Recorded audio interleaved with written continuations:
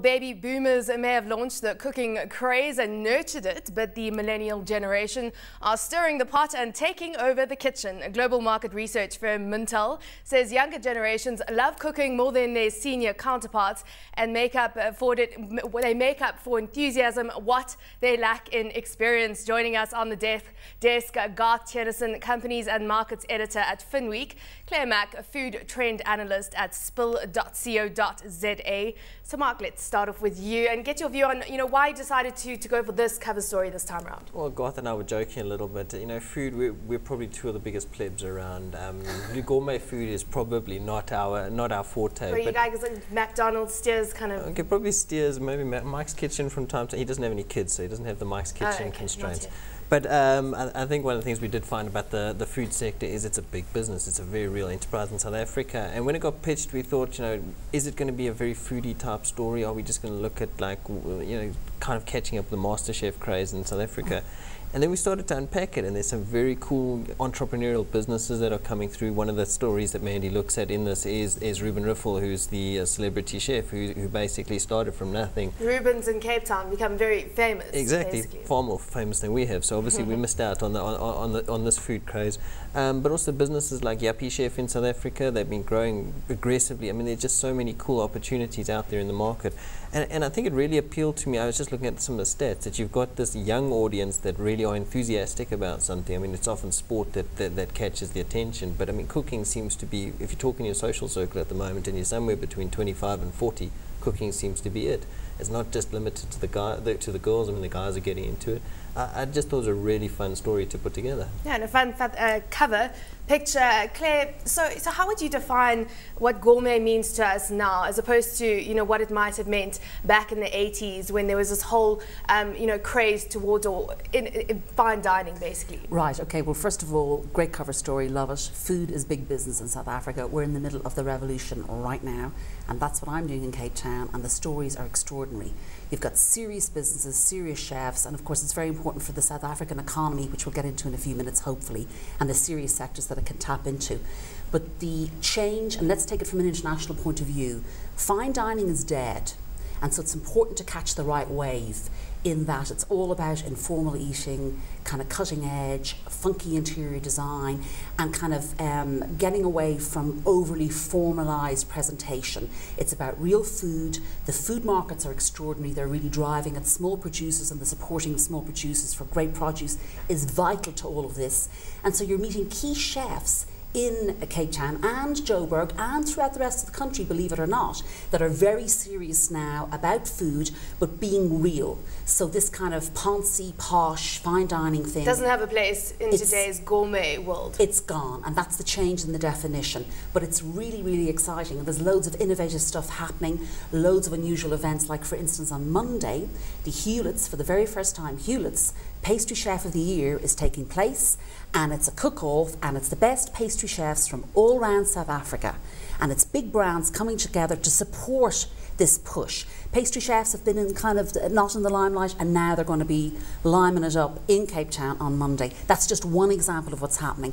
And then the other thing that's very interesting about South Africa is, and it's unusual for a gourmet or a food destination, is that you grow wine here, you make wine, and this is something that could be galvanized in a more kind of outwardly marketing point of view. At the end of the day, it's proven worldwide economically. Tourism is of phenomenal value.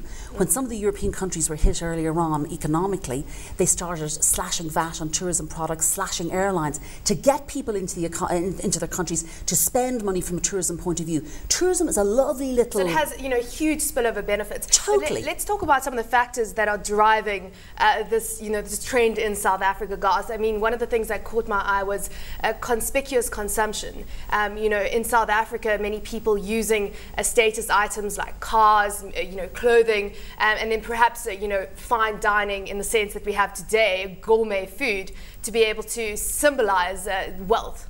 Yeah, I mean, I was actually having a look at some stats on the web before we came through, and I found a graph and a series of rankings of the degree to which people in different countries like to dine out. And South Africa was ranked higher than the US, higher than the UK, and higher than a lot of first world countries. So I guess maybe we're still in that era of wanting to show off and go to fancy restaurants and eat out with our friends, whereas I guess, and maybe Claire can help me here, but I guess the foodie frenzy is more about sort of inviting people into your own home and as you say, keeping it real. Look, it's a bit of both, and remember, of course, outside influences, the fact that chefs are cooking all around the world, that we can see this on TV, all the books. I mean, the biggest food or book section in exclusive books is, believe it or not, the food sector, the food cookery books. But there's more to it than that. It's like food's become entertainment. And that aspect of inviting people into your house to entertain, and of course what's going to play into that will be the driving laws and the drink driving situation. But I want to get back to that conspicuous consumption, because that's slightly different from what's playing out in like the hardcore foodie element, which of course is downplaying it and more informal dining. And then you have the people that want to have this pompous, element towards gourmet food. But there are there's a split there between some people in South Africa that want to do the conspicuous thing, and then the other people that are maybe very serious about their food and more interested about what produces it comes from and all of that end of it.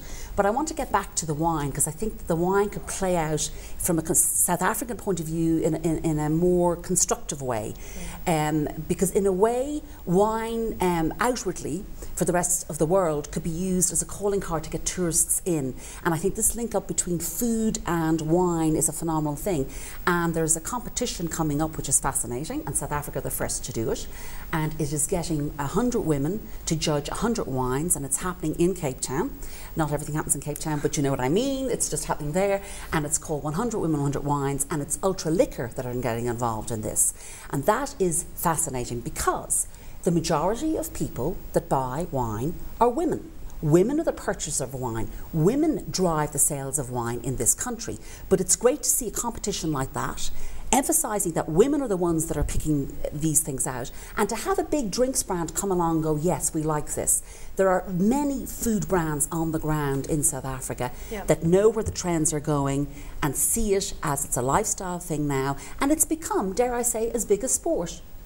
Well, I mean, that's what you were saying, but questionable for someone who's not a foodie himself. You wonder when you're going to get all the, those unique niche restaurants that we have in Cape Town in the Joburg. But I think it's exactly to that point, is that often gourmet or food is often seen as a service industry. I mean, this is genuine. If you read the story, you genuinely believe this is an industry that encourages entrepreneurship.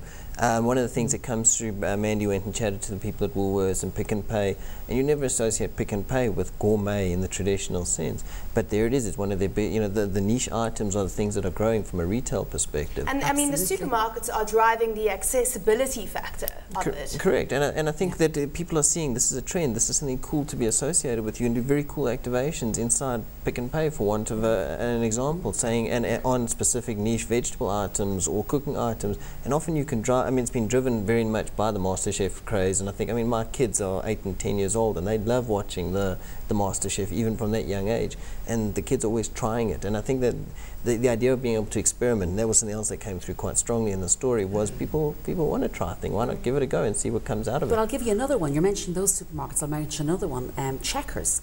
I was at a launch in Cape Town 3 days ago. Checkers have decided to launch a range of individual single estate coffees. Did you ever? Okay? Really, so that just shows you. And if they're jumping on it, and the supermarkets obviously, they're very clever about what they're doing, and all they want to do is sell more. So if they're going down this foodie niche, and they're doing these type of things, you can see how it's all changing. So who's likely to make, when we're talking about making money, you've got players like Yuppie Chef that stands out, 300% year-on-year growth they've started to see, and they've really niched themselves. But if you wanted to tap into this, what is the best way if you're an entrepreneur? Where are the best opportunities? Okay, there are 2 things on that. Pop-ups have become huge. Pop-up restaurants, trucks, food in trucks are huge. The person that I think, apart from Ruben Riffel, who's done an amazing job, is Luke Dale Roberts. And Luke Dale Roberts, for my money right now, is the most interesting chef in South Africa. And the reason is because he took a huge risk. He's a small business person, and he was with a huge organisation, and he got all these accolades, and then he decided to throw that all away, and he walked out and decided to open up in the biscuit mill. And we all went, oh no, we can't believe he's doing this. It was radical. And guess what? A year later, I mean, that place is packed. You don't want to go there on a Saturday morning. He's pumping, and he's done this funky interior design, kind of, some people say it's like a New York loft thing, and now he's got the potluck club. And now, excuse me, he's going to Switzerland in a few months' time to do a pop-up restaurant in Switzerland on the ski slopes. He's a real entrepreneur. He took the risk. It's paid off. But I mean, guys, what really stands out in this space is you have to be edgy. You have to find kind of a very innovative way to deliver, into this trend. Again, I think it's niche, and a guy that appeals to me is someone like Justin Bonilla. I'm not much of a foodie at all, but I like the way he's out in a bucky, in his shorts and a t-shirt, picking mussels off the rocks, cooking them in a pot, and going to people's homes who live on the coast, sourcing real food, and that's something that appeals to me. So I guess what you've got to do is find out what target market you're aiming for, and have a very clearly defined image. Spend a lot of time on that. Absolutely, and I think South Africa is a very diverse place, and different people will respond to different types of chefs. As I say, he brings in the lifestyle aspects of it, traveling in your car, going to far off places, and that really appeals to me. I tend to think maybe the sort of non-pompous side is something that South Africans in general might. And I think maybe on top of Garth's point as well is that the recession has hurt. I mean, people have genuinely been hurt. You can't go out and spend at the traditional commercial outlets and spend big money anymore. You actually have to be quite clever about it. And I think for a nice evening at home, you do have a limited budget, but you can do some very cool things without being trapped into the mainstream commercialized. But the gap, that's interesting because your 2 points tie in. The gap really there is to do more informal food that maybe is even more snacky, to set yourself up with a truck, to do premium. Everything is premiumized, so make sure the hamburger is absolutely amazing and stunning. Make sure that pizza is a gourmet pizza. Hot dogs or burgers, you know what I mean? But it has to be gourmet, and get your truck and stand out there. I mean, people are making serious money at these food markets, but they're the real people that are producing the food. But I just want to tell you about a delivery I got yesterday, which was completely shocking. For the first time ever, I was delivered raw, unpasteurized and non-homogenized milk. Now, there are certain, in America that would be illegal. And I say, rock on to all the small producers that are driving this revolution. Well, hopefully it has spillover benefits into the agricultural sector. We're going to have to leave it there. Thank you so much for joining us today. That was Claire Mack, food trend analyst at spill.co.za.